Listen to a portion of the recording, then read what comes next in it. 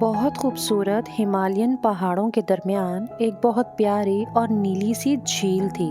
اس خوبصورت سی جھیل کو جھیل سیف الملوک کہتے تھے۔ اس خوبصورت سی جھیل کا پرسکون اور نیلا پانی آس پاس کی بہت بلند و بالا چوٹیوں کی خوبصورتی کو ظاہر کرتا تھا۔ اس جھیل کی گہرائیوں کے بارے میں ایک کہانی بہت زیادہ فیمس تھی کہ یہاں پر ایک فیری رہتی ہے جس کا نام عائشہ تھا، اور یہ خوبصورت سی فیری جھیل کی محافظ تھی اور اس کے اندر چھپے ہوئے رازوں کی بھی حفاظت کرتی تھی۔ جھیل کے آس پاس کے علاقے میں ایک چرواہا رہتا تھا جو بھیڑ بکریوں کے ریوڑ کو چراتا تھا، اور اکثر اس جھیل کی کہانی کے بارے میں سوچتا ہوا وہاں پر بیٹھا کئی گھنٹوں اس پری کے بارے میں بھی سوچتا رہتا تھا۔ اس چرواہے کا نام علی تھا۔ علی اکثر اپنے بھیڑ بکریوں کے ریوڑ کو لے کر سیف الملوک جھیل کے کنارے گھومتا رہتا تھا۔ اسی طرح ایک بہت پیاری اور روشن سی چاندنی رات میں علی سیف الملوک کے کنارے بیٹھا کچھ سوچ رہا تھا۔ وہ اس کی خوبصورتی کو دیکھتا جا رہا تھا اور دل ہی دل میں یہ خواہش کر رہا تھا کہ کاش مجھے وہ فیری مل جائے اور میں اس جھیل کے رازوں سے پردہ ہٹا سکوں۔ ابھی وہ یہ سب کچھ دل ہی دل میں سوچ رہا تھا کہ اچانک ہوا کا ہلکا سا جھونکا آیا اور پانی سے چمکتی ہوئی بہت پیاری سی فیری اپیئر ہوئی۔ یہ خوبصورت اور چمکنے والی فیری عائشہ تھی۔ اتنی خوبصورت سی چاندنی رات میں فیری نے چرواہے سے پوچھا، میں تمہارے دل کی تمام خواہشات کو جانتی ہوں۔ رات اور بھی زیادہ گہری اور روشن ہونے والی ہے۔ چلو میں تمہیں اس خوبصورت سی مسکراہٹ کے ساتھ اپنے دائروں کے عجائبات کی دریافت کے لیے لے کر چلتی ہوں۔ اور بس پھر اس کے بعد فیری عائشہ علی کو لے کر اپنے عجائبات کی دنیا میں چلی گئی۔ انہوں نے سب سے پہلے ایک ساتھ مل کر پانی کے اوپر چلنے کی کوشش کی۔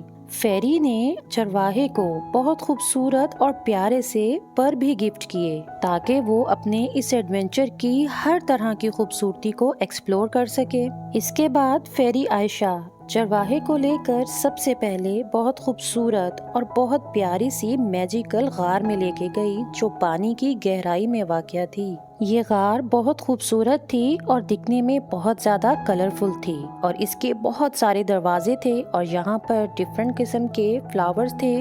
علی نے خوب اچھی طرح اپنے پروں کو استعمال کرتے ہوئے اس غار کی خوبصورتی کو ہر طرح سے ایکسپلور کیا۔ اس کے بعد فیری نے علی کو ایک بہت خوبصورت اور پیارا سا ریڈ کلر کا پیلس دکھایا جو سیف الملوک کی پانی کی بالکل گہرائی میں موجود تھا۔ علی اس ریڈ کلر کے پیلس کو دیکھ کر بہت زیادہ حیران ہوا کہ اتنا خوبصورت پیلس پانی کے اندر کیسے ہو سکتا ہے۔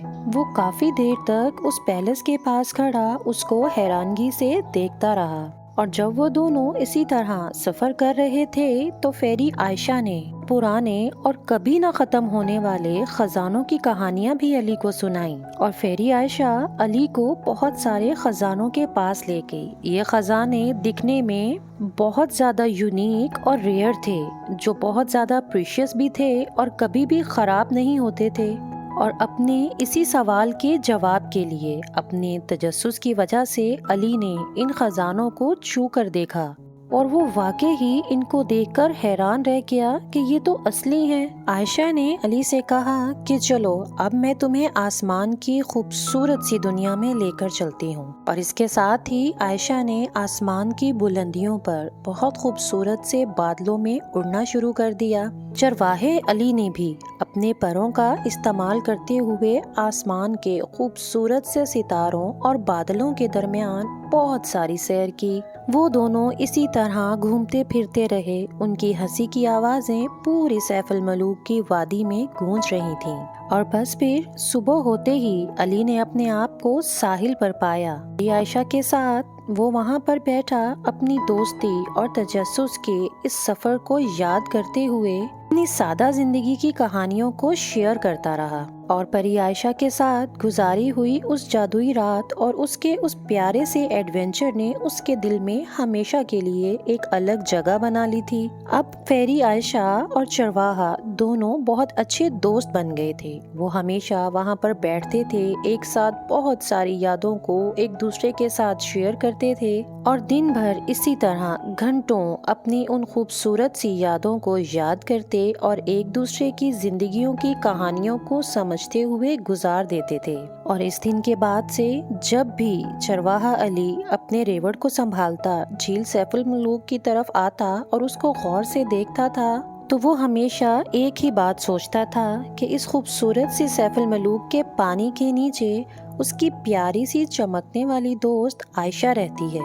جو ہمیشہ کے لیے اس کا ایک خوبصورت ایڈونچر اور ایک یادگار کہانی کے طور پر اس کے ساتھ رہے گی۔